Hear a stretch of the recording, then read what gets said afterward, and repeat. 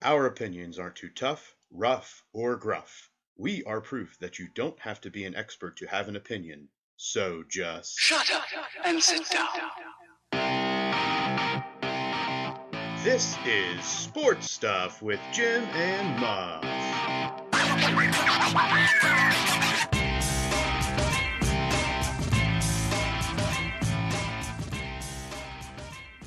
This is Sports Stuff with Jim and Muff.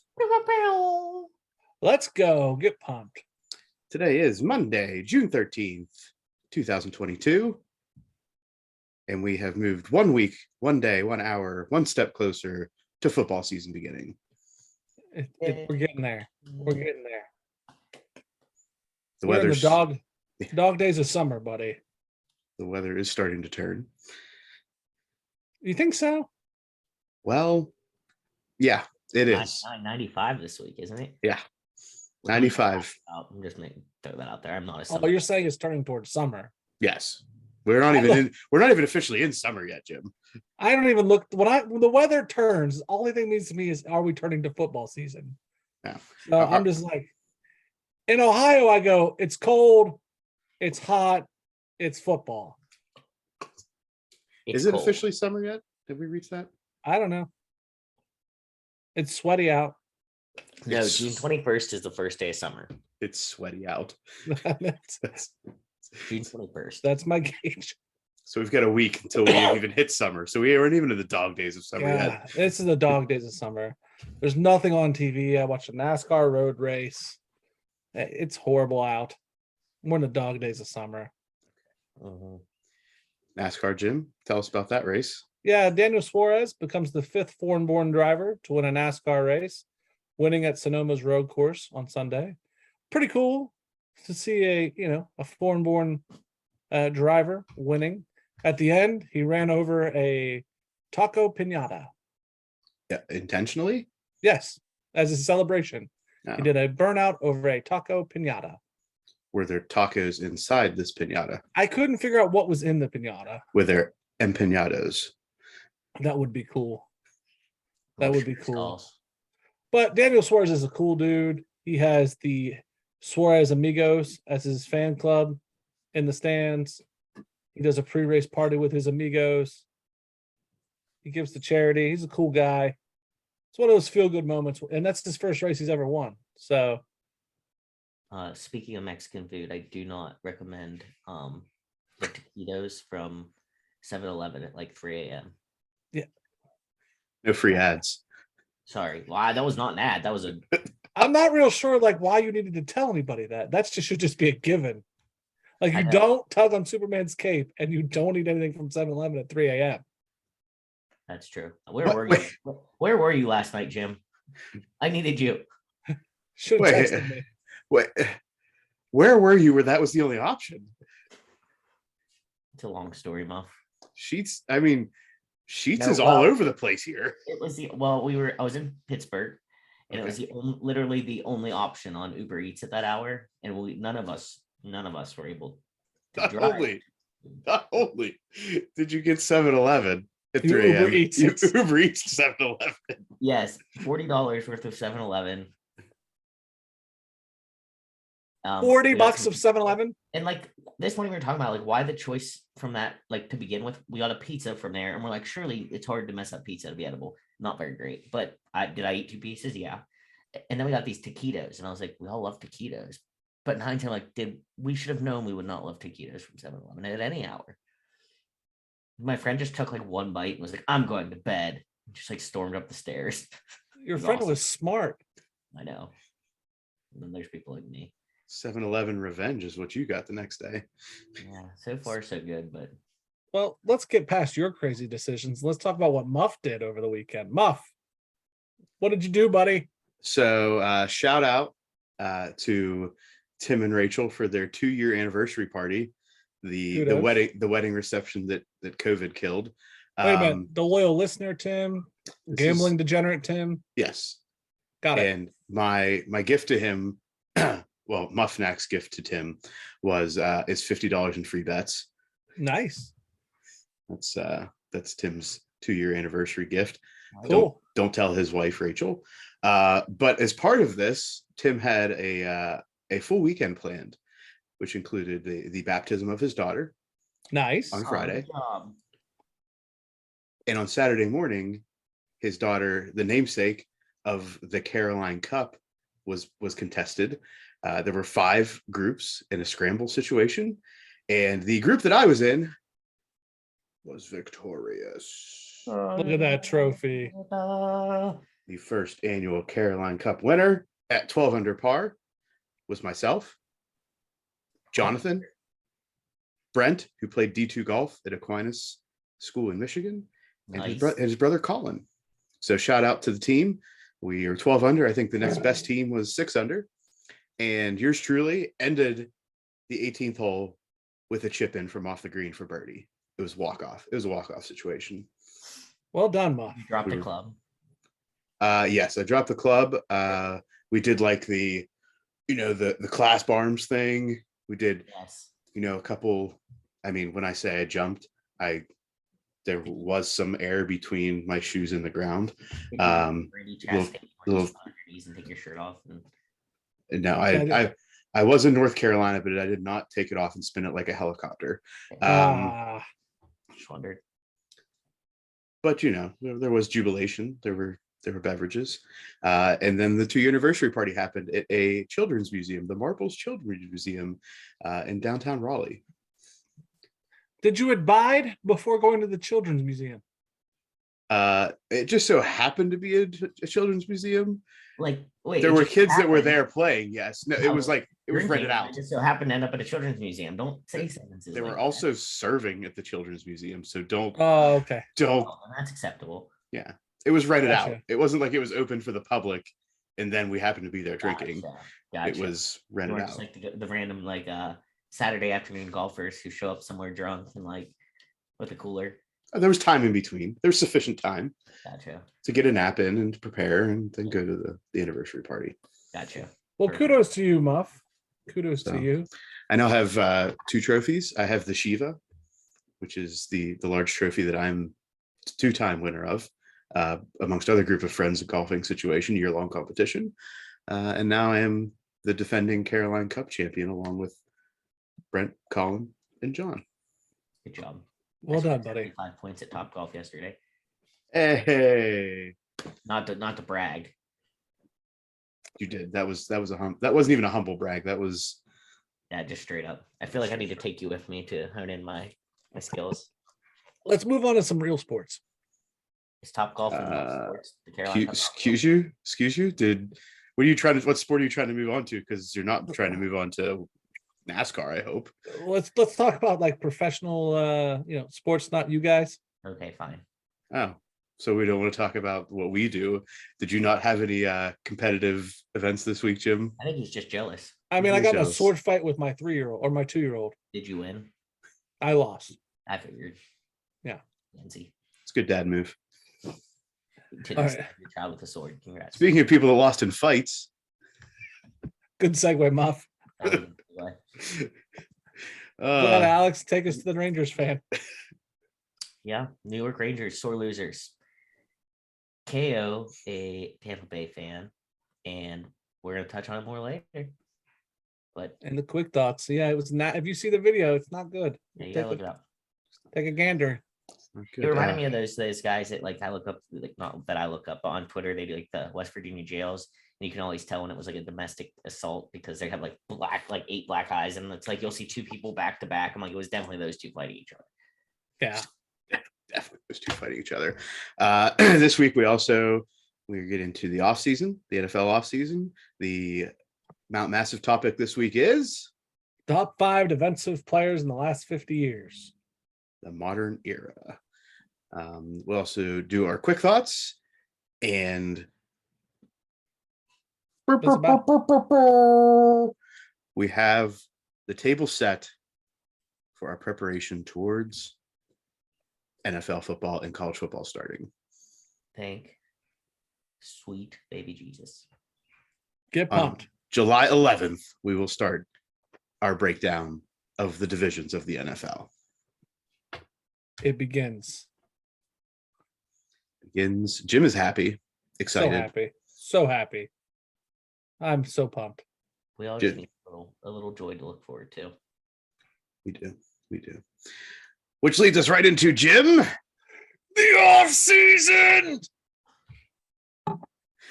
So the closer we get to the actual start of the season, Jim, are you like gonna be more likely to shit your pants or less likely? Like, I'm trying to figure out, the closer we get, is it like more like angsty and anticipatory, or is this like become less strained? It's going to be probably more strained because I'm getting tired of the off season. I'm ready for it to go. So it's just going to amp up as we go. I was wondering if it was the opposite and it was going to get more relaxed because No, you feel the the stress. anticipation builds. Oh, okay. Yeah. Two different directions. Got you. Yeah.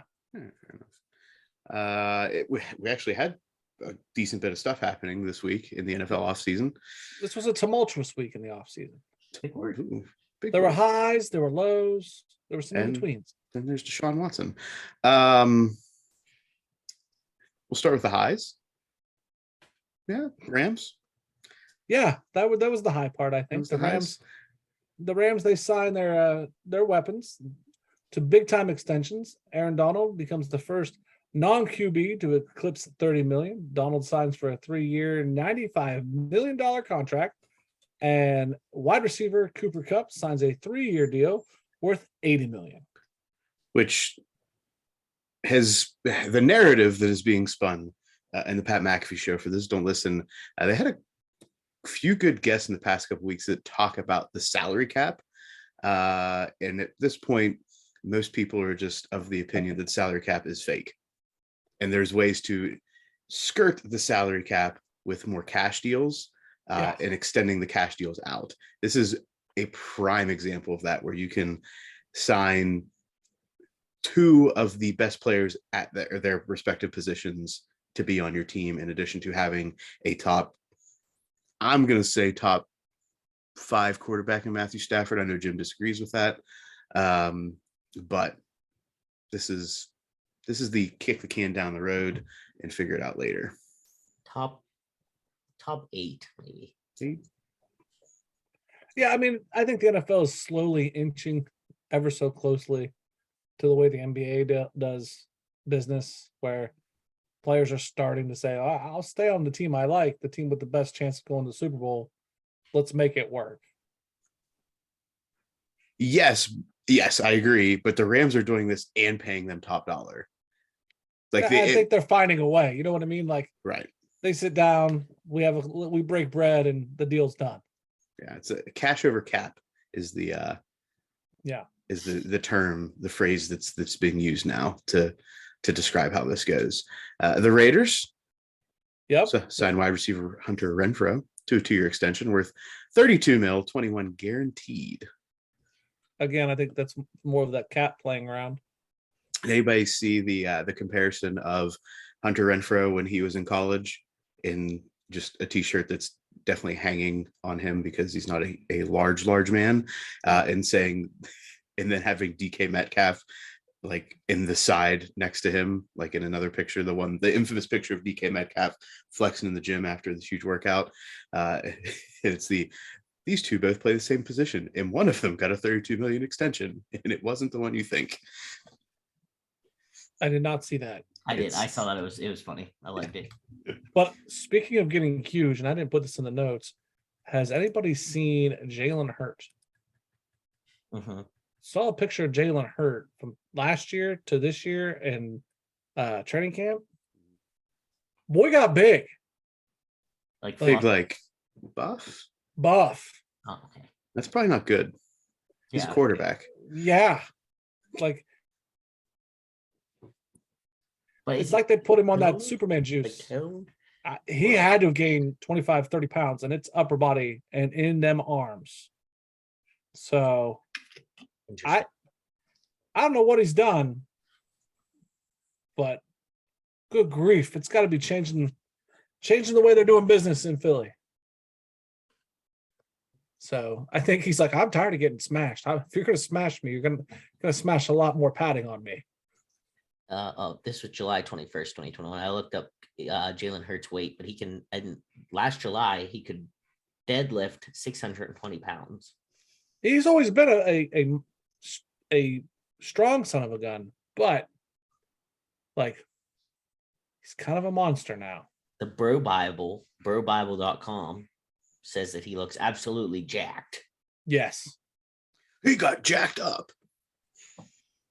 In other news, Tom Brady is refuting reports that there are issues between he and Bruce, just like he refuted issues between him and Bill, but whatever. Denies talking, but he doesn't deny talking to the Dolphins during his brief retirement, and also says he will not pressure Gronk to come back to Tampa. Just in case you wanted the Tom Brady news for the week. So, well, did you read about Bruce Arians came out and said basically that if Tom Brady wouldn't have unretired, he would not have retired. Or left. He said that he didn't want to leave anyone with the team. Like he's like, I was comfortable. Like I grew up, like I like worked with his backups. Like I'm comfortable with seeing what they'll do with a good team around him. He goes, but I didn't want to put that on anyone else. But now that he's coming back, I was like, see ya. Yeah, I remember talking about this. I remember. Yeah. Do you guys remember? I hypothesizing it, but like, So you were right, Muff Natch. I've channeled the inner powers. All right, cool. See, that was one, Jim. That was going to be a quick thought. Well, It's gonna happy be. with Tom Brady news in there. It's a correct thought. Denver Broncos have been sold for the price of $4.65 billion. A North American franchise record. Yeah. I kind of want to delve into this. Okay. Insert Walmart. The Walton Penner Group is led by a Walmart heir, Rob Walton, and includes his daughter, Carrie Walton Penner, her husband, Greg Penner, and Melody Hobson, co-CEO of Ariel Investments, as well as chair of the board in Starbucks Corp. And director of JP Morgan Chase. All three of those things she does. Apparently, that's what Melody does. Damn, Melody. Damn. Barely So- like myself with one job. It takes $4.65 billion to own the Denver Broncos. Mhm. Like, I'm gonna throw a lot of layered questions, and I know this is, the offseason. I want to ask you two questions. Here we go. One, do the Denver Broncos, do we believe they are worth $4.65 billion prior to the sale? Would you say they're going to cost you $4.65 billion? No. Yes, Muff, why? because they're a professional sports franchise in the largest sports. Let me phrase that, in the most popular sport in the United States, potentially the most popular sport in North America, maybe excluding soccer in South America, or in the Americas. And at this point, there are more huge investments going into these because this is a return on your investment. I don't think we've ever, at this point in the past 50 years, the modern era, I don't think we've seen a professional sports market, especially the NFL, depreciate. So if I am a billionaire, a hundreds of billionaire in this case, why would I not pay, I don't know, something less than 5% of my net worth to get something that's only going to appreciate in value? And then if I really didn't want to be part of it 20, 30 years later, then my kids can sell it and probably sell out their holdings in it and probably, 20x that initial investment, the way the sport's growing. My next question. Do we think, like, if we were to sell the Steelers, what do you think their approximate value is? Like today, sell the Right now, Steelers? like the Steelers were to sell right now. See, I would think that, and this is why I said no, because I think 4.65 billion is a lot. If you asked me if I think the Steelers were 4.65 billion, even that I'd say my guess would have been like 2.5 for the Broncos and like 3 probably for the Steelers. But I think that the Steelers are worth more as a franchise than the Broncos. And I say that because I think that the Steelers have, I don't know. I'm not from Denver, so I guess I see it here. It just seems like they have like a more storied kind of like past. But then I say that, but then you look at like the John Elway, Peyton Manning. I don't know. I'm rambling, but I think the Steelers are worth more than the Broncos, to be honest. But I don't think either of them are worth 4.65 billion. I'd say No. Steelers 6 to 7 billion Okay. Today, if I had to guess. What is the highest valued franchise of the NFL? What do we think is the highest? Dallas. Uh-huh. Because you have the whole facility and all of that. Yeah. Remember, Jerry is the Cowboys. Everything, like Alex said, the stadium is theirs. Okay. There's no public. Taxpayers don't pay that. That's Jerry. That's I would Jerry. agree. Muff, I've agreed with everything you've said. My last question before we get into the last detail of the Broncos. If a group like the Warner Penner group, buys this Denver Broncos, these are the CEOs of Walmart and Chase and Starbucks. How do asshats like the Snyders and so forth, Al Davis's family, continue to do the shit that they pull when other owners are now the CEOs of Starbucks, Walmart, Chase? Well, you have to look at the reasons why the CEOs are doing this, because it's an investment. And two, the family-owned businesses are going to continue to remain family-owned, like the Chargers, which we'll get into here shortly anyway. Right. But one of the reasons that you're seeing the NFL and the other owners and probably Roger Goodell and all of this want to see these large, and why they want to is, and I've learned this over the past few weeks as well, listening to other podcasts, when we'll use Deshaun Watson as an example, bad example, we'll use him. When there's a guaranteed contract, the owners have to put that money in escrow to show that they are able to pay that at any time if they were to trade them or release that player. The family-owned businesses like the Chargers cannot probably afford to put $150 million in escrow like now the Walton Penner Group can. So that's like a huge dynamic shift of why, part of the reason why these family-owned franchises are not doing these huge guaranteed deals right now, because they may not be able to afford to have 150 million put away. They can't do that for 3 players like the Rams are doing. So somebody like Walton Penner Group, that's a drop in the bucket for them. They're worth hundreds of billions of dollars at this point. So it's like, oh yeah, we'll toss 150 million sitting there so that if we release them, we can pay them out. I guess what I'm attacking this from is a PR standpoint. Do they end up pushing the Snyders and the Davises out by saying, listen, you're bringing a bad rep. We own other businesses. We can't have you being asshats because we have interests elsewhere.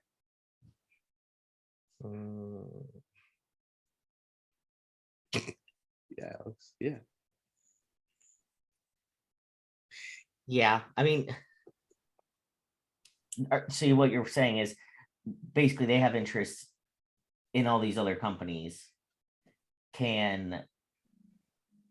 If they act like a-holes, it affects all of it. Yes. So if Melody acts like an asshole, it looks bad not only on the Broncos, but also on Starbucks, JP Morgan, and Ariel. Right. And so if the league has a bona fide racist or a misogynist and she's interacting with him, it looks bad everywhere. Yeah. I don't know if I would go that far. That's just a thought. Yeah, the answer is it doesn't look good, but the bigger, I think, question is, until the family-owned businesses and those that may be of this concern, a la the Dan Snyders of the world, as long as the good old boys are still outnumbering the new ownership, then there's never going to be a vote to be able to vote people out. They're never going to be able to get it done. Fair enough. The new ownership group also reached out to Peyton Manning about a role in the organization that would eventually lead to an equity stake in the franchise. Omaha. I think it's a smart move on their part. It's so weird to me to think about Peyton Manning doing all this with the Broncos. Like, he was a Colt. Do you know what I mean? Like, I don't know. I get it. I don't think that Peyton wants to kick it with Irsay. Like, no, I don't think Peyton's I agree. It's just like weird to me. Like, I grew up like people think now. I feel like you hear Peyton Manning and you think Broncos. Yeah, I agree, but I think that Irsay's Oh yeah, no, a different flavor. if you Yeah. will. Oh yeah, no. If you're looking at which group fits him more to be like socially associated with, it's just like weird to me. Like I have a Peyton Yeah. Manning Bronco or Peyton Manning Colts jersey, and like I loved him. He was my favorite non-Steeler. Absolutely. But it's just Wow. fun. But I think Anyway, it's a move on their part to involve him. speaking of ownership, the Los Angeles Chargers owner and chairman, Dean Spanos, is being sued by his sister. Again. Sister is also a team owner, D. Spanos Birbanian. I just call her D. Barbarian. Barbarian. Is It's accusing, barbarian, but with ease. yeah. Barbarian. His sister's accusing him of being a misogynist and repeated breaches of fiduciary duty in his role as controlling owner. D is seeking control of the family trust. For anybody who doesn't know about the Spanoses, there are 4 siblings, 2 brothers and 2 sisters. The 2 brothers, Dina, and yeah, Michael, Dean, sister Rule, and D. Rule came out, made a statement that her brother is not a misogynist. D has tried to file a suit previously to force the sale of the team. Basically, D wants this team sold, and Dean and the rest of them are like, get out of here. yeah, then don't then sell your portion or just give us your portion and divide it between 3 of us. Get the hell out. That's the struggle in the Chargers, and it's been an ongoing struggle with the Chargers. Well, And- Dean's just losing money. Yeah. Like he's running into the ground, right? Yeah, they all are losing money. It's been the Spanoses are not good at the Chargers. I was just gonna say, as a Chargers fan, Jim, what do you want to happen here? I don't like the Spanoses, but I didn't like the father. I don't like the Spanoses in general. I don't think they should have taken him out of San Diego. Listen, not everyone can be a Rooney, okay? You know what? And I give you that. I will nod my cap to the Rooneys. I like the Rooneys. The Spanoses this drama is ridiculous. If this leads to new ownership, I'm okay with it. I don't necessarily like the fact that they're doing it this way, but if it leads to new ownership, I'm okay with it. All right. So I need to know the spectrum here. If we're gonna say that the Rooneys are like the gold standard of family-owned franchises, what is like the other side of that spectrum? Is it the Snyders? It's the Davises. So wait, I feel like the Snyders. Yeah, I feel like the Snyders. No, I feel like it's no. Snyders, and then the next tick up is the Davises. That's 'Cause just Al Davis. Al Davis like took on the NFL. Like I get that's like all right. If we're okay, Jerry is like, this is terrible. This is not terrible. This is outrageous to say. Jerry Jones is the polished version of Al Davis. all right. So Snyder. Okay, we'll say Snyder's the bottom. Next, Al Davis. Well, the Davises at this point, right? Yeah, the ghost of Al Davis still runs the team in my head. That's true. And then probably Jerry Jones, and then the Spanoses. Oh wait, how is Jerry? Come on, man. Jerry If at I'm least looking has at like financial success- acumen. Jerry's a horrible person. What do you know about Dean? Okay, maybe they're tied Okay, in my head. I can get on board with that. I can say Jerry has redeeming factors in the business world. That's all I'm saying. Yeah, but as a human, he's garbage. Fair enough. Anyway, Speaking of garbage franchises, back as if not to be outdone, Washington is in the news again. Defensive coordinator for Washington, Jack Del Rio, is fined $100,000 by head coach. Am I correct there in saying that? Because that I've seen reports that are the team's going to fine him, the coach is fining him. Anyway, he's been fined $100,000 for comments related to a tweet he made referring to events of January 6th, 2021 at the United States Capitol. He referred to it as a dust-up. That money will be donated to the United States Police Memorial Fund. Del Rio's apologized, referencing the situation as a dust-up. He said it was irresponsible and negligent, and he's sorry, but he stands by his comments condemning violence in communities across the country. He says, "I say that while also expressing my support as an American citizen for a peaceful protest in our country." And he deleted his Twitter, from what I hear. Yeah, sure. I think that people do that as like the mark of like, look at me. Basically, I can't control myself. I'll probably say something dumb again. So I better take away the temptation for a little bit. Yeah. If you're in this high, like he's defensive coordinator, former head coach, like just pay for somebody to run your Twitter for you. If you're worried about that, like the delete is like the ultimate. Like I agree, Alex. My self-control, I cannot control myself. I'm going to do something stupid. Just give it to a team. The NAACP is calling for his resignation.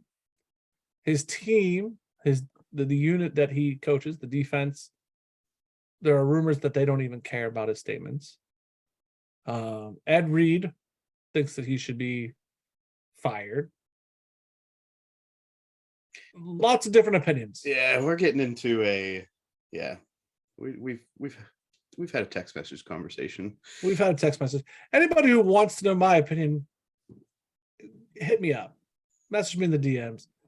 I think the fine handles the business. Yeah, we need to start. When I say separate sport from the rest of this, Sure, to some degree. Like, sure.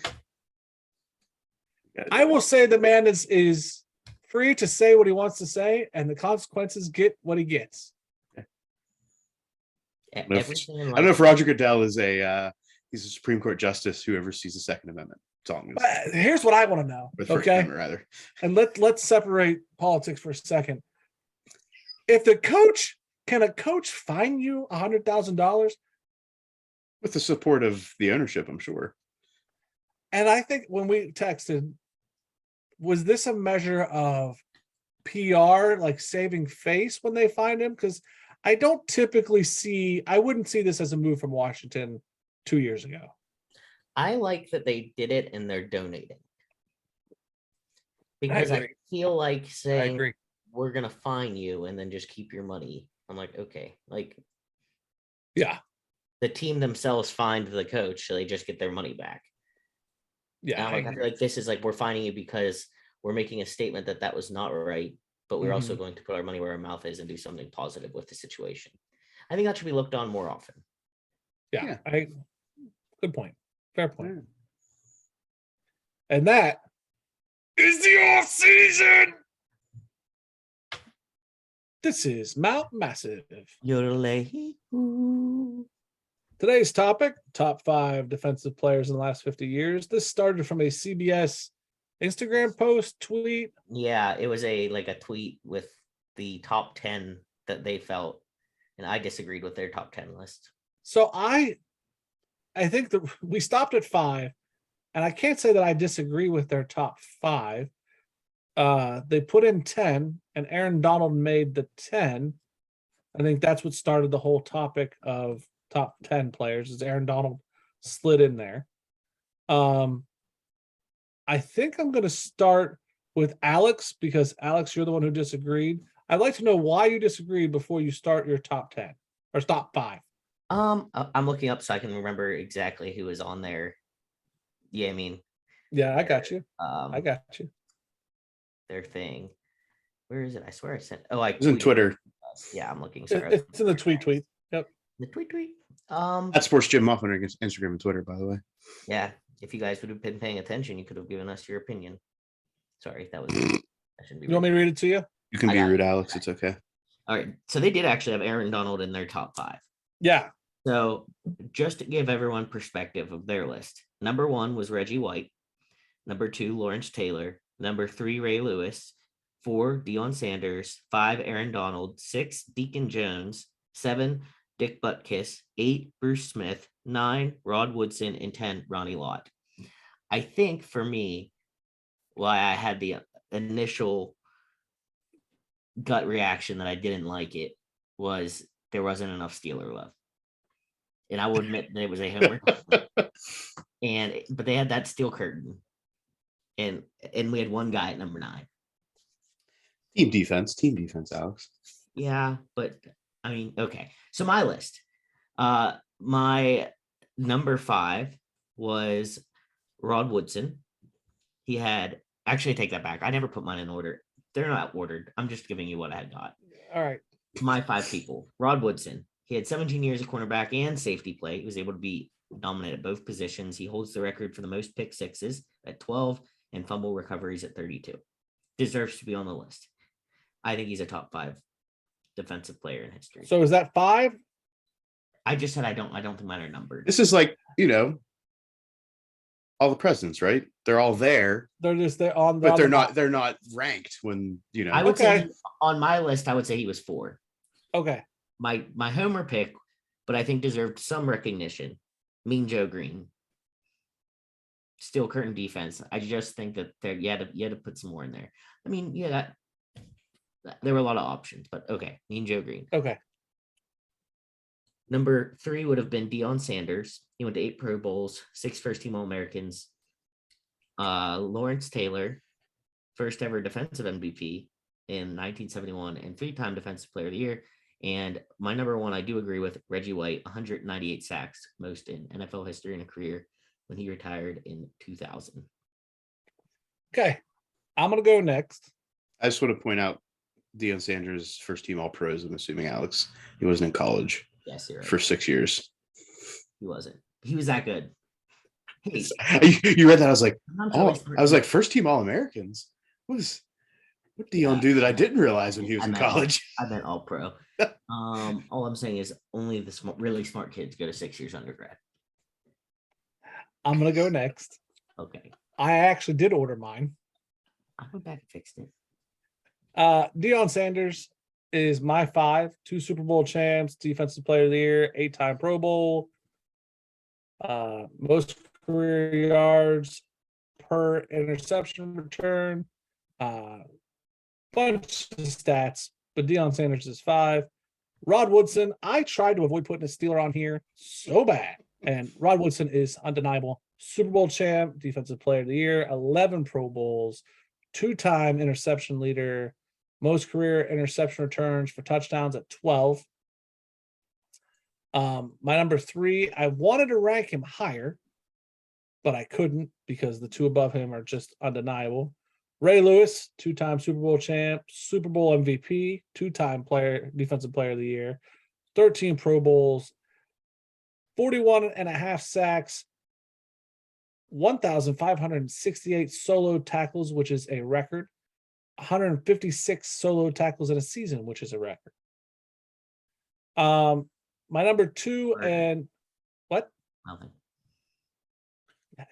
I knew that you were going to talk shit. So my number 2 and my number 1, I have a hard time, but I went with my gut because I grew up in a house that was, my mom was a Giants fan. So my number 2 is Reggie White. Tons of records, Super Bowl champ, 13-time Pro Bowler, 2-time sack leader, currently has the most consecutive seasons with 10 plus sacks, most seasons leading the record with sacks, most consecutive everything. He's a big time record holder. Reggie White is the man. And then number 1 for me is Lawrence Taylor because he's Lawrence freaking Taylor. 3-time defensive player of the year, rookie of the year. The things I love about him, he broke Joe Theismann's leg, ending his career. Played through He didn't just break it. Let's be I honest. love about him. He snapped that like a twig. played through a torn pec to record 7 tackles, 3 sacks, and 2 forced fumbles. Basically, teams developed whole new schemes. Joe Gibbs developed the 2 tight end offense and the position of an H-back to prevent Taylor from blitzing through. Lawrence Taylor was a bad man who tried to kill people. And drugs are bad. So you have 2 murderers on your list, 1 actual and 1 theoretical. Got it. Muff? Alex, you did not have Ray Lewis on there, did you? I did not. Okay. Mine are in no particular order. This is very much like, hey, there's 5 people up there and they're just all there. So I tried to break this down in my mind by like positions on the defensive side of the ball, and tried to choose one person from those positions.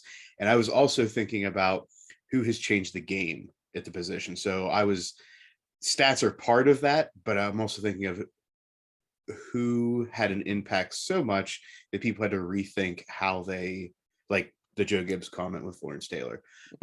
With that, Lawrence Taylor on my list for that reason.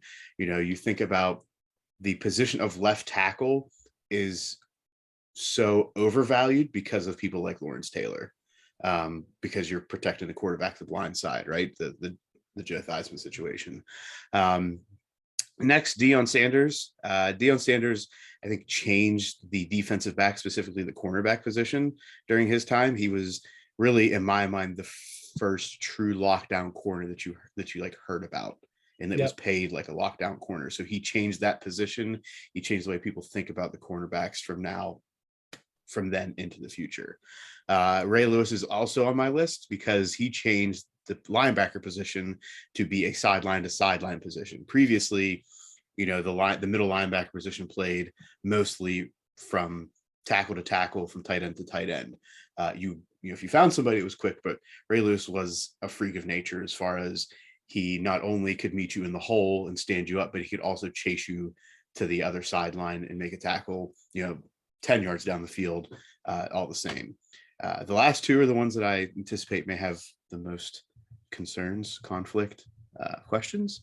I have Aaron Donald, because I think what Aaron Donald is doing now from the interior of the line has not been done since somebody like me, Joe Green.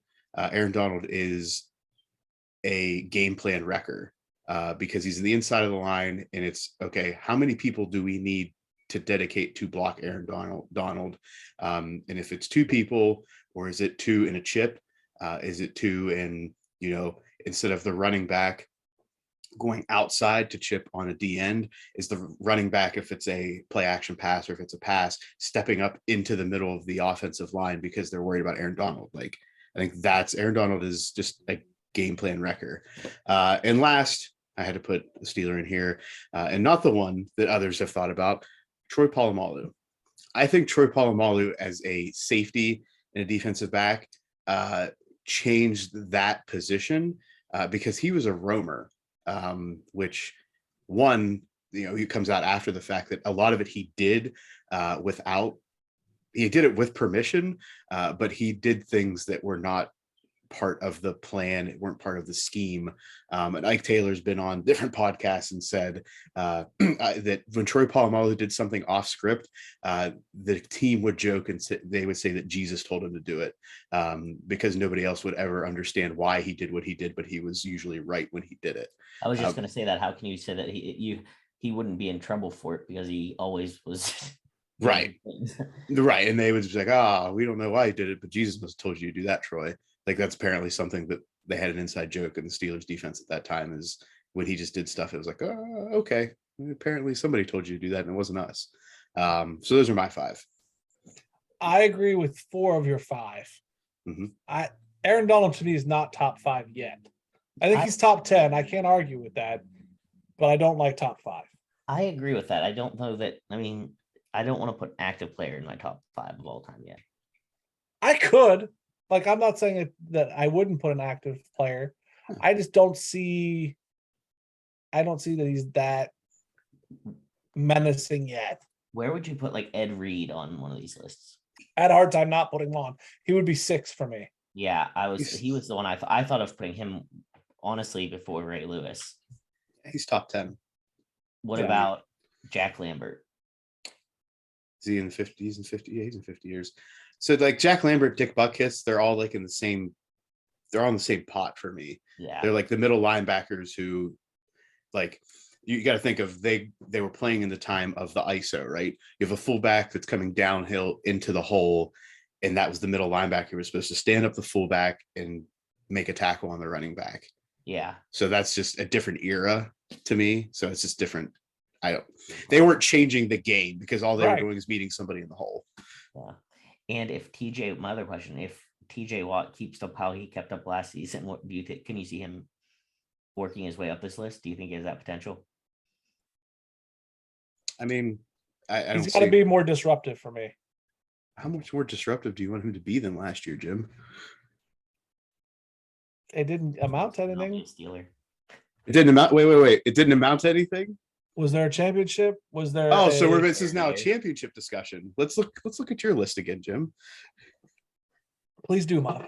I set you up for that. Please do. Oh Muff. no, how many? So Reggie White, Super Bowl Super Bowl champion. champion, Super Bowl champion, Super Bowl champion, Super Bowl champion, Super Bowl champion. All of them. Does TJ Watt have a ring? No, No, Did he's it? not yet. TJ does not. Neither does JJ. So Thank God he froze. no.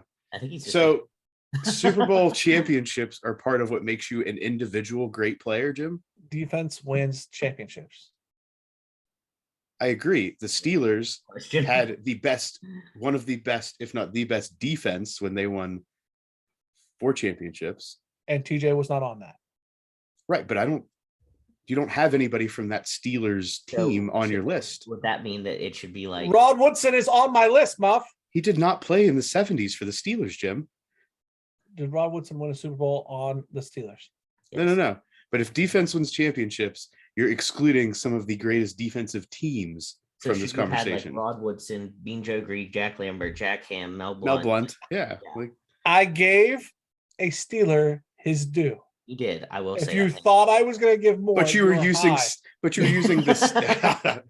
were using the stats to back it up. You weren't using, like, Rod Woodson played for a great defensive team in the Steelers at that time, but it wasn't the best Steelers defensive team.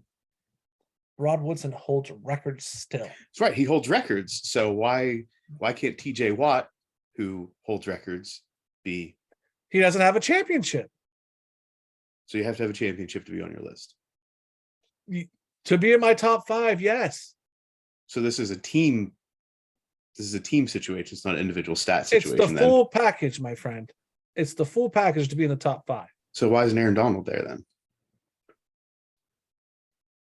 I had a hard time putting him, not putting him up there. I weighed out the circumstances. I agree that he should be in the top 10. I just don't know that he should be in the top 5. I don't disagree with Troy Polamalu. I agree that he should be on the list of maybe top 10. I don't think he's top 5. Okay. If TJ wins a Super Bowl and he's more disruptive and he becomes that forces on that defense to why they win the championship, I would have a hard time not arguing he should be on the list. Is this why Michael Strahan isn't on any of these lists? Because he has a Super Bowl. Yeah, I don't like Michael Strahan. Oh no, he wasn't on any of our lists. I was just curious. Well, I like Strahan. I don't think he's a top 5 defensive player of all time. I think he's a good defensive player. There's also a certain element of a defensive player that they have to have that killer instinct. That Well, we know your list has a couple that have that. hey, you got one too. But they got to have that smash mouth, in your face killer instinct. And I don't think that Strahan, and right now I don't think the Watt brothers necessarily have that. Who's one player in the NFL now that you think has that instinct? Right now, This is a tough question for me to think about. I honestly Who's like a dog? I honestly don't know. Honestly. Yeah, that's what I'm thinking through teams in my But I mind. also think it's because the league's gone a little soft. Well, the league, I don't know if the league's gone soft. The league is definitely more safety minded, which I think gets rid of a lot of the things that we You can barely associate. tap a quarterback. They also are, $500 million entities. I really stirred up a pot here by asking the TJ Watt question. You did. Really stirred that up. That was so easy to get you guys going. Yeah, and then you just bowed out. You're just like, Oh yeah. deuces. Cutting you guys That's get his that role out. on this show. Yeah, I just poke the fire and then enjoy it. Here's a question. I would think Richard Sherman in his prime. I don't think top 5. I'm not saying on the list. I'm saying has that mentality. No. James Harrison definitely did. Yep. Oh, yeah, he was one that I considered. I would have put James Harrison on the list above Troy Polamalu based on how I did the list. The Honey Badger Yours, in his prime. Yeah, he had that mentality. I agree. who, JJ Watt? No, the Honey Badger, Tyrann Mathieu. Oh. Who is the guy who got traded from the Bears? From Khalil Mack. Khalil Mack, another one. Had that mentality. Does Cam Hayward have that mentality? He punches Yes, dudes. He punches yes. dudes in their nethers. Cam Hayward is another one. Yes. Yes. I don't necessarily like his tactics, but he is. Yeah, Oh, he's from Ohio State. I was That's just why. get there. I was gonna say Steeler part is Yeah, he was Oh. fine. He was fine at Ohio State. It's all the Steelers that made him who he was. yeah, Steelers change people on defense. I'm just saying. He was doing great. So I'm not arguing. But like the Bosa boys, they don't have it. Chase think it's- Young, they don't. He ain't got it. I think that edge rusher is become, and I agree. I think plays into exactly what you're saying. Has become a prima donna role on the defensive side of the ball. Yeah, Like you're not Lawrence Taylor or Reggie White, like coming off the edge and like you may be fast, but you're not feared. Like Dwight Freeney, fantastic pass rusher, was just so fast and did that spin move and like got under you. Like he wasn't bull rushing people. Like the best edge rushers now are not bull rushing. They're technically so sound and quick. I tell you what, Micah Parsons, if he gets a little bit more of that magic fairy dust down there in Dallas, he may be feared. Can you elaborate on what that is, Jim? Is that Ace of Spades and the club, or is this some other type of dust? I'm saying that Michael Irvin would be his best friend and kind of take him up a notch. I think this is all speculative. I'm just saying, Well, you want to make him a little better. you just mentioned that he like already uses it. I'm saying if he wants to be better, find that fairy dust. Micah, don't listen to Jim. Keep being great. I mean, And- look what it did to Lawrence Taylor. don't ever. PSA: don't ever try any magic fairy dust. It's not real. It's just cocaine. It's just good stuff. All right, that is Mount Massive. Yodelay hee hoo. This is Quick Thoughts. Hello, everybody, and welcome back to Quick Thoughts. We'll start in the college football world. There are 76 days until college football. Yes. Cincinnati, Houston, and UCF will officially join the Big 12 on July 1st, 2023, after reaching an exit agreement with the AAC, where each team will pay 18 million to the American Conference. BYU will also join that at that time as an independent. Thoughts on this conference realignment, Jim? So the Big 10 or the Big 12 will have Baylor, BYU, Central Florida, Cincinnati, Houston, Iowa State, Kansas State, Oklahoma State, TCU, Texas Tech, and West Virginia. I believe this is West Virginia's best chance at actually winning their conference. West by God, Virginia. That is my thought. I think it'll be Cincinnati and West Virginia's conference, and the rest of the teams don't have a shot. That's my opinion. That's my hot take. That's how I feel. All right. I disagree. I think there will be parity within this conference over time. I think Cincinnati is obviously going to be coming in 2023 as the favorite. I don't think there's anything that's going to stop that train for the short period. I don't really know if WVU is going to be a powerhouse in this, Alex, as much as I hate to say it. I feel like WVU's like -1 for Muff.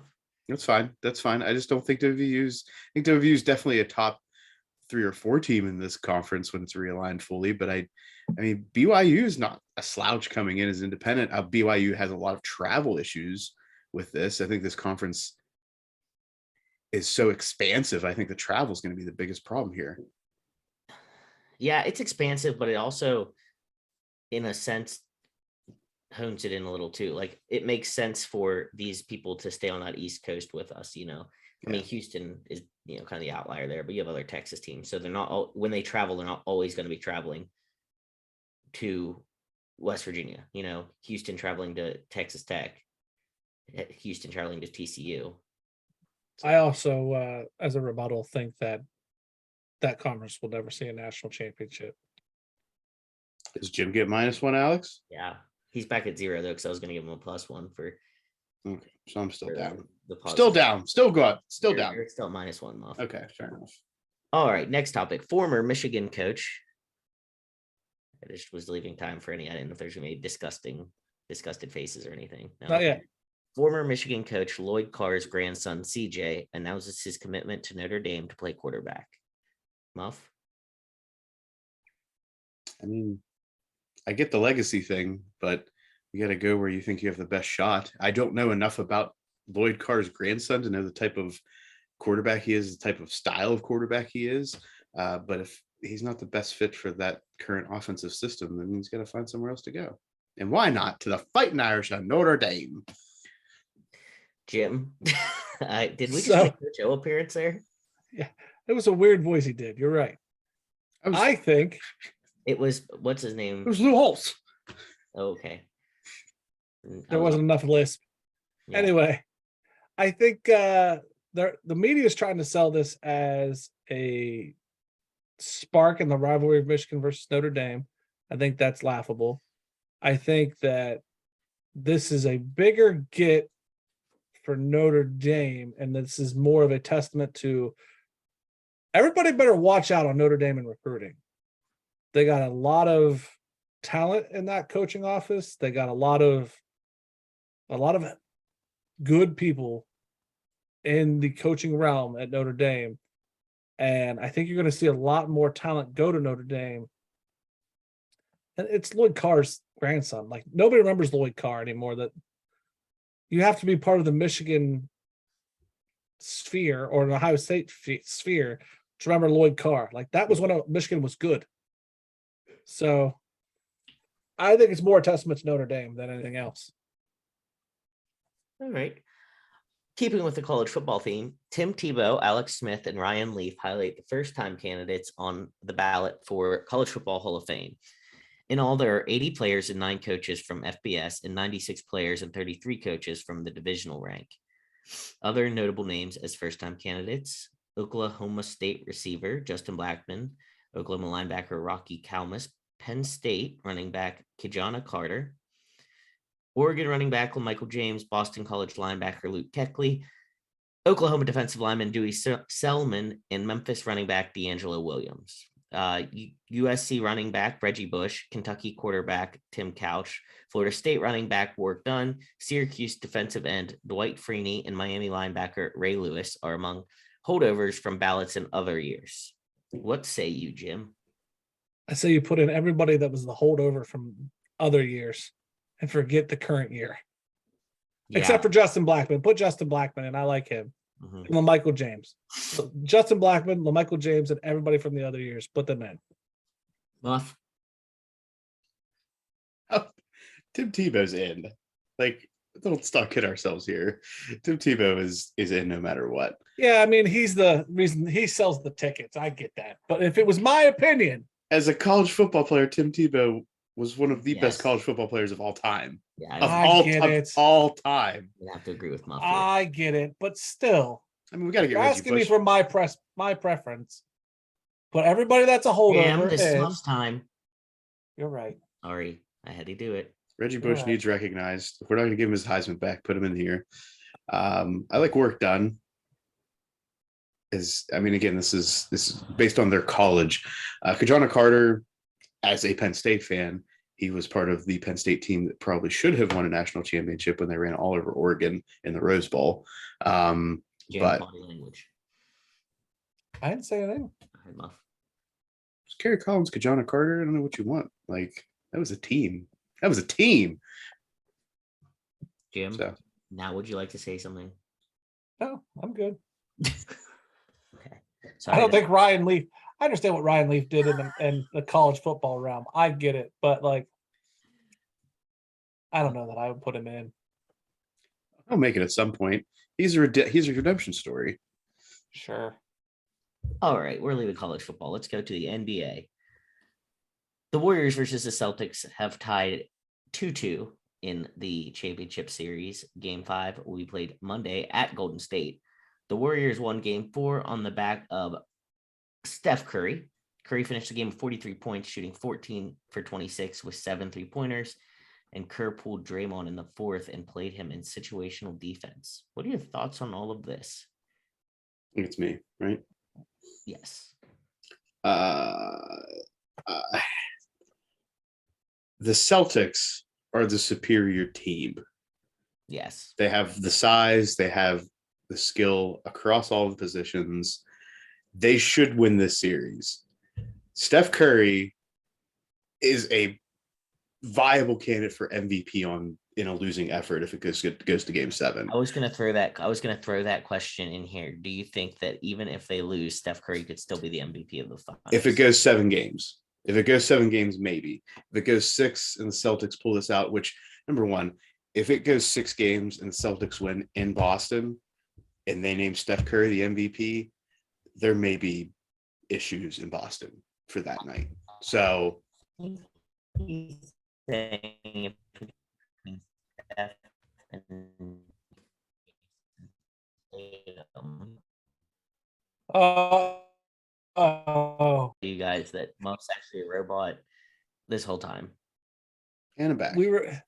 and he's back. He's back. Do you want to start from let's start from the top. I think what you were saying was if it was Steph Curry versus Jason Tatum. I think that's what Robot Muff was saying. Oh yeah, that's the only matchup you have right now. Jason Tatum if the Celtics win, Steph Curry if the Warriors win, no matter what. This game has to go 7 games for Steph in a losing effort to be a candidate for MVP. If the Warriors losing 6, Steph, there's no way. Okay. It's the only way is if it goes 7 games, Steph can be a candidate. Jim, what say you? I think the Warriors pull it off. Draymond will pull his head out of his ass. And this will be a feel-good story for the Warriors in the end. And Kerr will be touted as one of the best coaches since, the guy from the Bulls, Phil Jackson. Or the Lakers. Muff, yeah. I'm old like you, buddy. Muff, do you have any thoughts on the Draymond situation?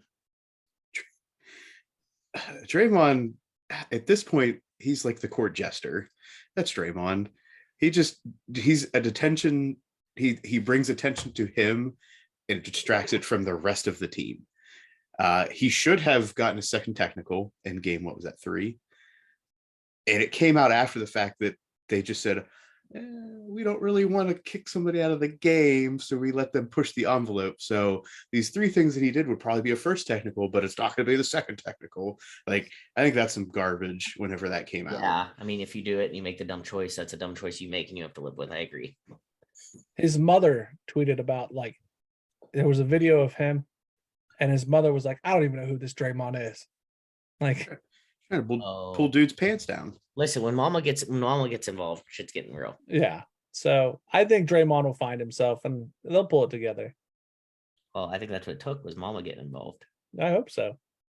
All right. In other NBA news, LeBron is now a billionaire, according to Forbes. And on his show, The Shop, he says, I want the team in Vegas. James is already part owner in Liverpool FC and the Red Sox, and he's made it known he wants an NBA franchise. Thoughts on that situation, Jim? I think he can do it. I think that it's smart for him to look in the future. I think it's going to take an ownership group. You can't outright own a team. How do I think a team will play for LeBron? It won't be anything that we will expect. I think it will not reach the heights of grandeur. I think it will be like Michael and Charlotte. Yeah. Muff? So LeBron joins fellow athletes Tiger Woods and Michael Jordan as the only billionaires, right? Yeah. And this is investments. This is investments all in. So I guess there's an article like 10 years ago that touted Tiger Woods as a billionaire, but I think it was like the trajectory he was on was going to be a billionaire. So Tiger and LeBron are two that we don't hear about all of their investments. I'm actually more interested to know what Tiger's investments are that make him a billionaire, because I have no idea what else he's invested in. LeBron, we hear about it, right? He wants to be in the sports realm.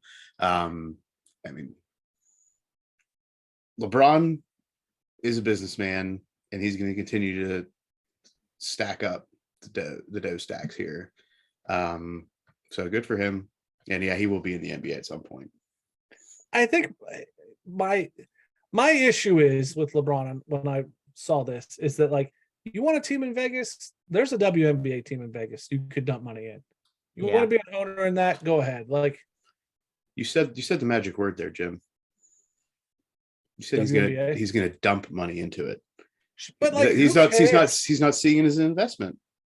I understand, but like, he talks a big talk about supporting the WNBA, but like, there was some money in that. Do you think he should be able to own a team while he's actively playing? Only if he's playing on that team. Jim? I'm going to plead the fifth. I don't know. I honestly have no idea. I don't think he should, but that's my opinion. All right, moving on. Cutting you guys off on NBA talk. We're moving to the NHL. The finals are set. Colorado versus Tampa Bay. That's our update there. Anyone have a piece on thoughts in this? Go Avs. I'm Tampa Bay. I'm Colorado as well. I feel like you were anti-Tampa Bay, Jim. Yeah, they're a team in Florida, and they're the two-time defending champions. Third hockey talk, I really thought that Tampa Bay was on your no list. I don't want Colorado to win. Oh, I do. Does Patrick Waugh have to come back to playing goal for you to like them? Maybe. All right. Madison Square Garden says it has banned a New York Rangers fan for life after he was seen punching a Tampa Bay Lightning fan in the face following Thursday's Game 5. I mean, not just punching. I mean, like, clocking, sending into a next dimension. According to a video posted on social media, the Rangers fan turned and punched the Lightning fan, sending the person to the ground or into a next dimension as they were walking through the concourse after Tampa Bay's 3-1 win. The assailant appeared to leave the area while other people attended to the fan who got attacked. Thoughts on this attack? I think it's Muff. Muff? Me? It doesn't matter to me. I'll go. So, yes, he should be banned. He should be probably charged with some type of criminal action. He is. Yeah. So, I mean, all of this should be happening. I think there's a lesson here. And the lesson is, if you're going to go into the lion's den, and I don't know everything that comes into this, so I'm not going to say it's this specifically. I'm going to say generally, since sports have come back, I think we've seen more physical altercations, and they seem to always start with one person talking and probably saying a little bit more than they should in a hostile environment. So I would say, if you're going to go in, especially like a Stanley Cup situation, and start talking about how your team beat the other team, you better keep your head on a swivel and just be prepared. So yeah, that's my word of caution to people that go into the opposing team's venue. It's one of those things, like, it's not right, but also. Thank you. Yes. Like, we're not condoning violence, but we're also saying, like, shut your you're mouth. going to talk shit, You're going to get hit. Keep your hands up. Yeah. Talk shit, get hit. I mean, that's it. Like, I'm not going to the big house to talk shit. Now, I will also say, if Michigan comes to Ohio State and I see a Michigan fan get punched in the face, even if they are talking shit, they got to be saying some really nasty shit for me to, like, let that go.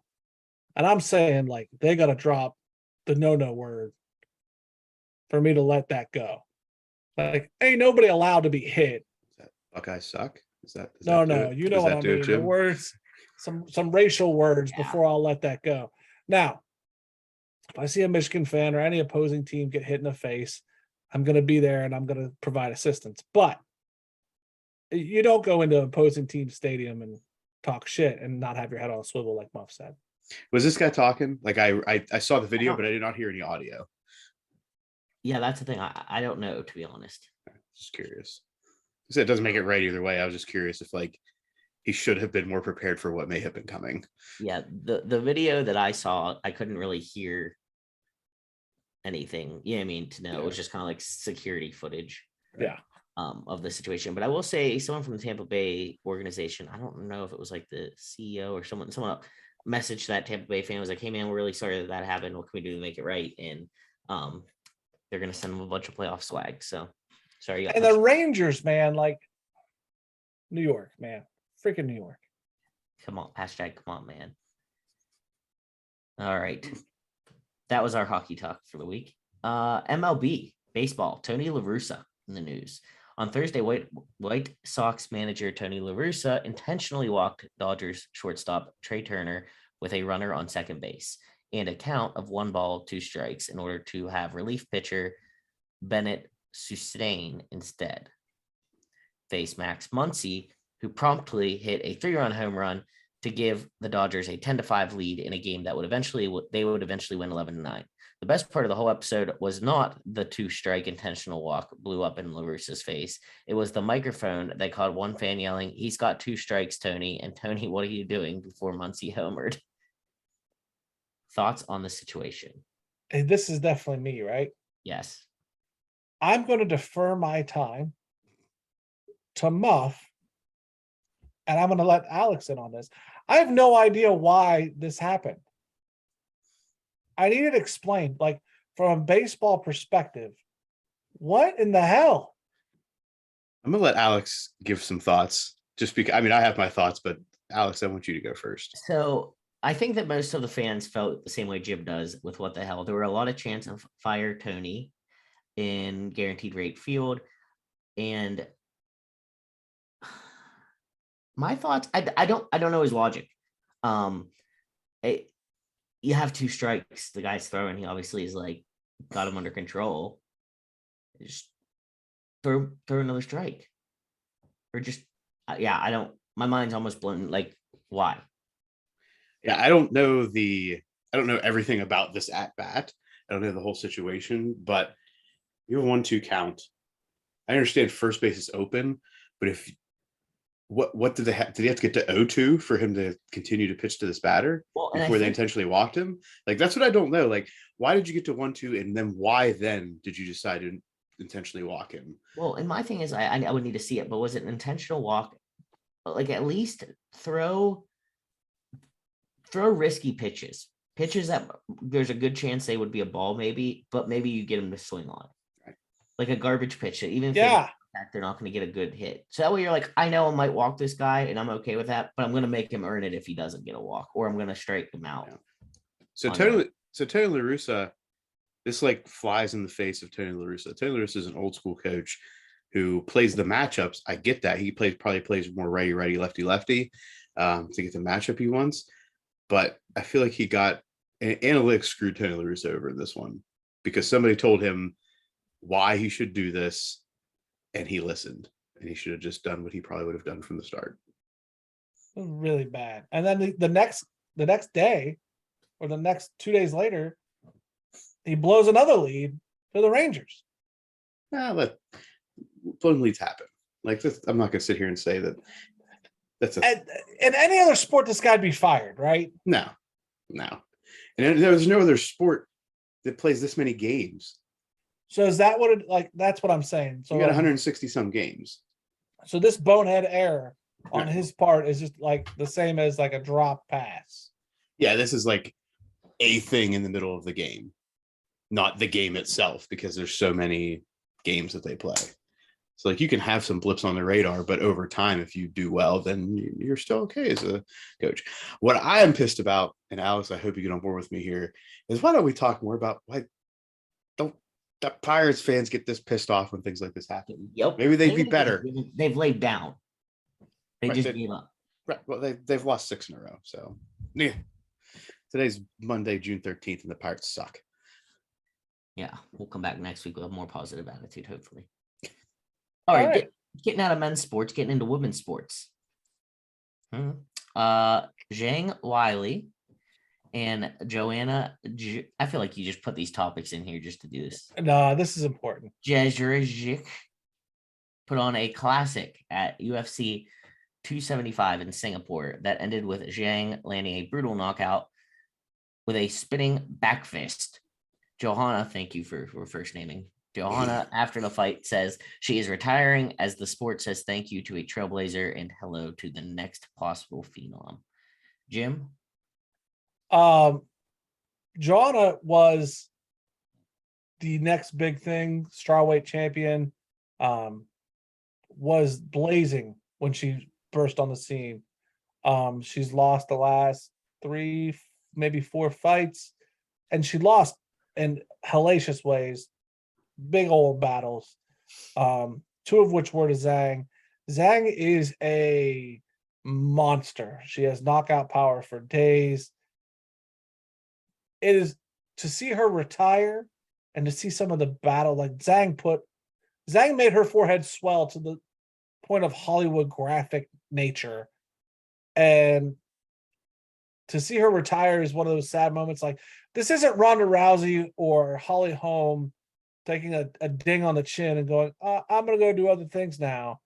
Joanna is one of those that, like, your face looks so bad, you probably should retire. You can't keep taking shots at the chin. To see Joanna tap out and say, I'm retiring, and to give the kudos to Zhang the way she did was a passing of the torch. It was really cool for this moment. So I dug it. It was really cool. Muff? Good job, UFC. Way to go.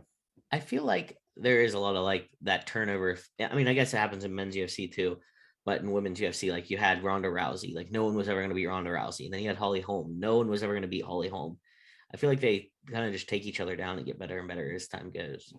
But. Yeah. And in the UFC, and I don't know, I'd have to like study it a little bit more.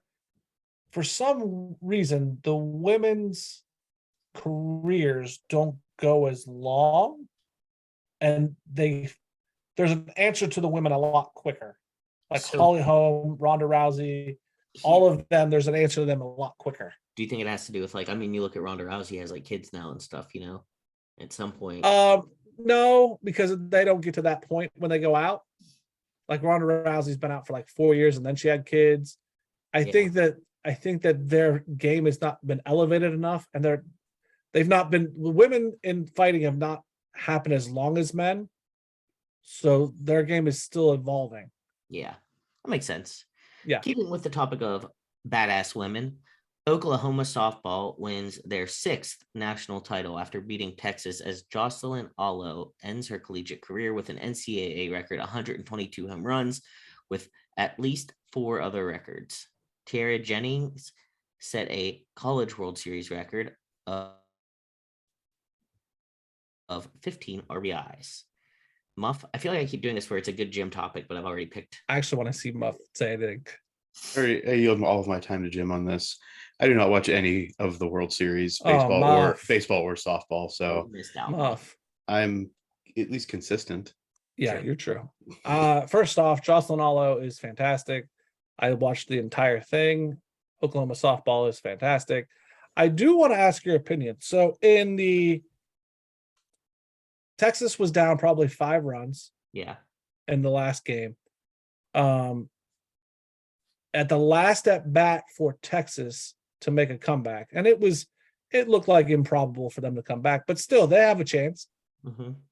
Oklahoma sends Jocelyn Allo, who at this point was a designated hitter for them, sends her out to the outfield to play left field. Yes. They hit to her twice. She makes the out twice. And then Oklahoma pulls her out. So I think that was a giving her time to come off the field. Right. They give her essentially a curtain call. Yeah. Basically, everybody hugs her. And at this point, it takes a minute for her to come off of the field. Okay. Like Yes. it was a good ceremonial gesture. Thank you. I mean, this is basically why everybody's watching, because she's phenomenal. Yeah. Does Texas have a right or a claim to say you're stealing momentum here? We do still have a shot to win. If it didn't just go back to back outs, maybe, but it wasn't like they were like, bases loaded and on the hot streak. I mean, I think yes, I think it would have been an asshole move to do. I think at that point in time, you just flew out your 2 outs in your last chance. You're down that many runs. They're trying to give the greatest college softball player of all time, arguably, a moment. I think if you do it, you're an asshole. Could they have? I don't know what the time limits are for changing of players. I know like pitchers get so many pitches for like warm ups and stuff like that. I don't know if there's a time period that's allotted for a substitution or not. But could you imagine the backlash if Texas would have come out and been like, "You're taking too long"? There was a brief second where a Texas assistant coach was caught on camera losing his shit, and I saw believe that, it. and is that what that was about? I think that's what that was about. It wasn't momentum killing. That's my thing. Right. There was no momentum, right? Momentum was totally in Oklahoma's favor. Yeah. Right. It just had a huge win. Yeah, I mean, like it was just so Oklahoma's way. And like I said, if it was a 1-run game with runners on second and you wanted to do some weird fanfare thing, yeah, by all means, that's inappropriate. This was not inappropriate timing. You're recognizing greatness. Suck it up, you lost. Yeah. Thanks for coming out. Yeah. Ooh. Not the greatest college softball player of all time, though. No, who's your greatest? It has to be a pitcher. In a sport dominated by pitching, it has to be a pitcher. No, that's why I said arguably. Yeah. But, I mean, you look at like the Jenny Finch, who's Jessica Mendoza. Yeah, like I'm just saying, in a sport that is so Yeah. centered on that, it's got to be a pitcher. No, I hear you. She's definitely a top 10. I just That's don't know what how many. I don't know how many pitchers are ahead of her. That's what I don't know. Like I liked what they did though. They got a lot of they took her out. They put another senior in who doesn't get a ton of playing time to say she played the national championship game. They put that pitcher in that was a senior, let her get some throws in. Yeah. I liked it. I think I'm just proud you watched it. Thank you, Alex. Oh yeah, I like it. I just don't always get the time to watch all of it. Oh, I loved it. Loved every second of it. There you go. It was the ratings were much higher than any other like previous softball events too. Yeah. Sabrina Ionescu is a famous playwright. Ionescu, I'm guessing, joined an exclusive group of WNBA players with multiple triple doubles on Sunday, but became the only one to do so in 30 minutes of a game. Ionescu had 10 rebounds, 14 points, and 10 assists as the horn rang at the end of the third quarter of the New York Liberty, her team, versus Chicago Sky game. Muff. So I'm trying to figure. This is part of the Commissioner's Cup, right? They're doing that right now. Yeah. I'm trying to figure out in my mind, like we've talked a lot about how female players, women's basketball players, professional basketball players go overseas and play a lot. Yeah. Are these, and this is, I could get destroyed for saying this, are the records in the WNBA less prestigious now? Because while this may be the league that we're focused on, this may not be the league that all of these players are focused on because they're not getting the most money from this. So is the competition at the highest level in the WNBA right now? That's a fair point. This is only a WNBA record. Right. And I'm saying, is the WNBA product watered down a little bit because So if you said that the competition is better elsewhere where they're getting more money? you're saying if this record was held in all of women's basketball, not Right. just Right, because the WNBA is Right. to me not necessarily the gold standard of women's basketball now, because there's so much other competitive options for them. Like the NBA is the NBA, like that is the elite level of competition. I don't know if we could. It would be like saying an MLS record, right? That's how I think about it. Yeah, makes So sense. I mean, it's still great. It's still awesome. I'm posing the question of, is the WNBA worthy of touting these records as this It's like- high of an achievement? It's like if I did this in a JV game versus a varsity game. Right. It's fair still point, Muff. impressive. Fair point. I concede that. That was good, Muff. I got nothing to say. That was good. Good job. Keeping with the powerful women theme that we're on. Pow pow pow pow. Good job, Look Muff. at Muff. That was a very good sound effect, Muff. For the first time in European tour history, a woman is heading home with the trophy. Lynn Grant became the first female ever to win when she led the field at the Scandinavia mixed event on Sunday at Homestead Golf Club in Sweden. It wasn't even close. She shot an 8 under 64 on Sunday and a 24 under par overall, the best mark of the season on the DP World Tour. Muff, I put this in here specifically so I can ask you questions. What That's is a mixed event? I think boys and girls, right? Yes. That's how I took it. I just included that. So The that short- means they're all playing together, correct? The answer is yes. I'm looking this up right now because this does not reach my radar at all. This Because is if she beat men this handedly, yes. The answer I'm looking for is, was this a level playing field or was she playing from a different set of tees? and that's my next question. Like, were they playing from the same tees and she kicked all their asses? And if that's true, I would like to throw a major suggestion to the PGA to compete against this whole live golf thing that we're going to talk about in a minute. Yeah, I'm doing some quick research. I have not found anything yet. Well, that's my hot take. Okay, here we go. Albeit off different tees. So the women were playing from women's tees, the men were playing from men's okay. tees. All So right. this is not Annika Sorenstam playing in a men's event from the men's tees. And I'm not saying that what she did is not great, but what I am saying is like, So in the golf world, she was playing, it was a handicapped event in the way of she was receiving an advantage of the tee placement. It was not an equal playing field as far as where they were playing from. Isn't it like women's tees and then like senior tee? Like there's like age categories too, isn't there? So theoretically, tees are based on your skill level. So there's varying tees which are based on your handicap. It's just once these are all of these professional golfers are all scratch golfers. So they don't, or they are plus or they're minus. So they actually like give strokes back to people, right? So they're the men and the men's and women's, they're all professionals. So they're all like the same level, but they're playing from different tees. So women playing from the men's tees, theoretically, at the professional level, gives men an advantage over the women, theoretically. got it. All right. Just because it's distance. Got you. In our last girl topic, Penny Taylor used her induction into the Women's Basketball Hall of Fame to call for the release of her former Phoenix Mercury teammate Brittany Griner, noting that it's been 114 days since the 7-time WNBA All-Star was detained in Russia. This was key. This was going to be another one of my quick thoughts. I was going to say update on Brittany Griner. What do we know, Jim?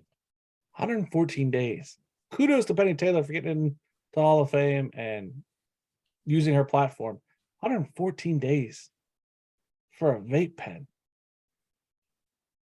Good grief. Muff? Good grief. Charlie Brown said it best. Golf. The Live Golf opened this past weekend with their first event. Carl Schwartzel gets the win. And It is Charles. Is it Charles? Yeah, Charles. Charles. I thought it was when because I was listening to it online and then I'm like, oh, maybe I don't know. Okay, Charles Schwartzel gets the win and the $4 million payday amidst controversy as the PGA Tour released a statement shortly after the event teed off on Thursday that all players who re-signed their membership to compete are no longer welcome at PGA Tour events or the President's Cup. These players will be allowed to play in the US Open this week. Is the PGA doing the right thing with its treatment of these players? Muff? Can I ask that Jim give his opinion first? Even though it may not be fully informed, I'm more curious to hear Jim's thoughts as a non-golf fan. That's fair. My understanding of this topic is that a bunch, 18 PGA players have resigned or turned in their membership card to the PGA and have gone to play in this Live Golf organization that is backed by Saudi Arabia money. Only one tournament is being held actually in Saudi Arabia. The rest are throughout Europe. and a couple here. And it's a lot of money. The US Open is allowed to be played here because it's an open tournament. My feeling on the treatment by the PGA, I don't know that this is the smartest move for them. I don't know how they plan to compete against Saudi money. My thoughts on the live golf thing and the term sports washing is being thrown out by a lot of media because the Saudi Arabia issues of human rights is being washed away by them using things like WWE and this golf thing to say, hey, forget about what we did or do. We do sports now. I don't know that you can wash that stain away with sports when you're dumping lots of money and everybody knows you're using lots of money.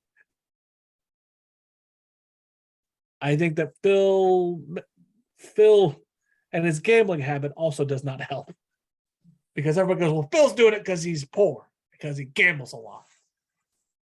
I don't know how the PGA competes, though. That's what I know. That's my takes. Muff. The PGA. So I will start with this.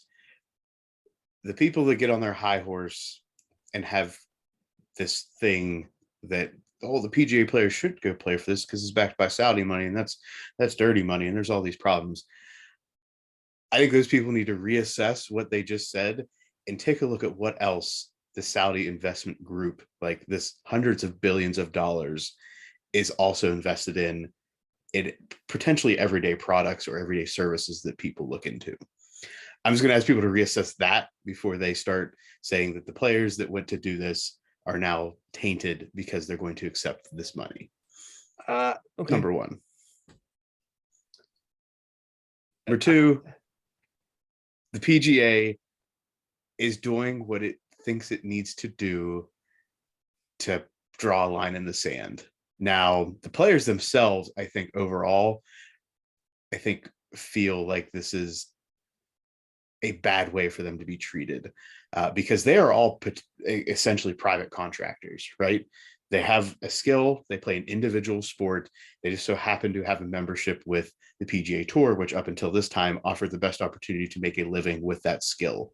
Now we've got Live Golf, which is offering twice the amounts of money to winners, as well as contracts, guaranteed money, which the PGA does not offer unless you make the cut. Then you get a guaranteed sum of money, but you also have to pay to be in events and do all these other things. So I think the PGA is stuck a little bit like the NCAA has been at times, and how they treat the entities of their organization, the talent, and I think they are going to have a come up at some point, but I don't think Live Golf is going to be the one to do it just yet. But I think there will be at some point where they do have competition that rivals what the PGA Tour is. I think. Hey, hold on. Okay. Muff, I disagree and agree. I agree with your point that those of us who are looking at these golfers as taking dirty Saudi money need to reevaluate.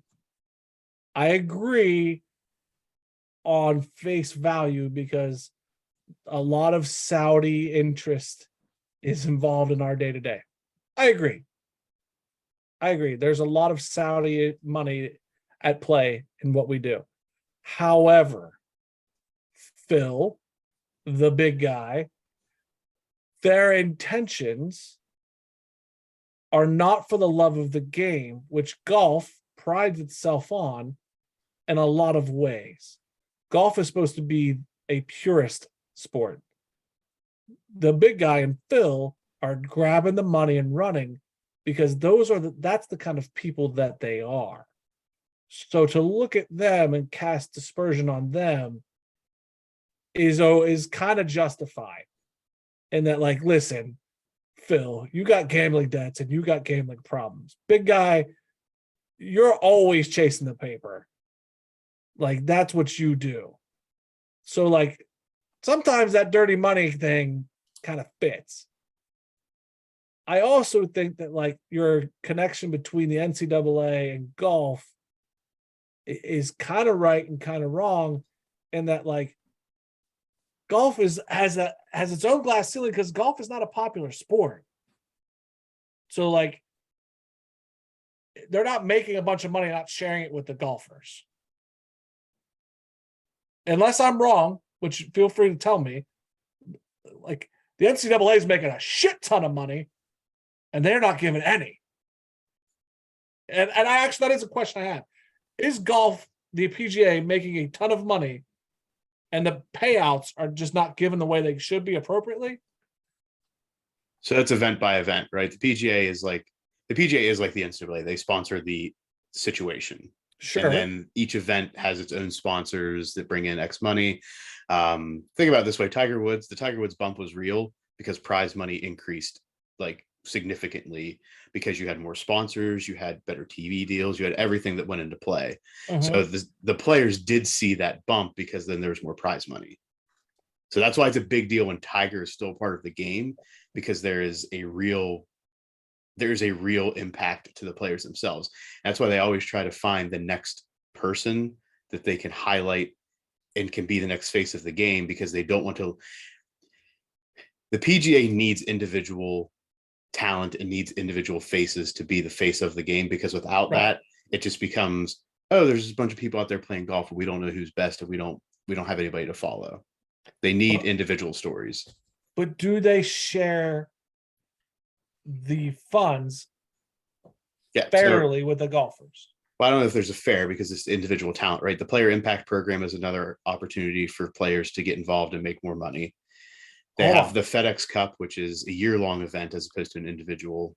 I understand, like it has to break down by winning. What I'm saying is that if I see a PGA logo on a polo, or I see a PGA logo on a water cup or a golf bag, does the PGA, they obviously get those funds. Do they take those funds and disperse them within the prize money accordingly? I don't know if, I think the PGA brands themselves on the apparel that's sold at events, but I think that, like if the US Open's played at Oakmont, I don't know if the PGA is getting money from the sales. I think Oakmont gets the ability to put the PGA on something. Okay. It's honestly something I don't know about merchandising with the PGA. But if I were to guess, the players see that in the purses, they see that in the player impact program, they see it in the FedEx Cup. Like they see it, they have to do something to earn that money. It's not just given to them. I guess my point is with the NCAA, they're getting tickets. They're getting revenue from tickets, and they're not passing it back to the athletes. They can start putting honey mustard on their chicken tenders. All right. I let that go on for a while because it was our goal. That was chicken related. This episode is now chicken related. I let that one go because it was our last quick thought, and it was good golf talk. But that wraps up our quick thoughts. Who's the winner this week? Jim. Okay. I said WVU sucks, so you knew you were losing at that point. I can just take that. So that wraps up this week's episode of Sports Stuff with Jim and Muff. Follow us on Instagram and Twitter at Sports Jim Muff. On Facebook, Sports Stuff W/Jim Ampersand Muff. Also on Facebook, like the things, comment on the things. I'm hoping this week, Alex, to get our footage from Rough and Rowdy put into a video that we can put out there. Funny, not funny story, but story. One of the Rough and Rowdy reels from our time there almost has 20,000 views. Yeah, big time. So we figured out an algorithm somewhere in that whole situation. There's plenty of room on the wagon with us. We just got another like as you said it. It's Trailer Park out there. Trailer Park who threw up in the ring and was disqualified. Crazy how we just got another like. That's wild. It's like it's hearing us right now. It really is microphones and whatnot. That's it. Any parting thoughts, gentlemen? Nope. Bring forth the football. Yes. So in order football's not going to come any quicker if this happens, but it'll feel like it comes quicker to us if we have more people on board, more people listening, more people engaging. And to do that, you have to tell a friend, make a friend, be a friend.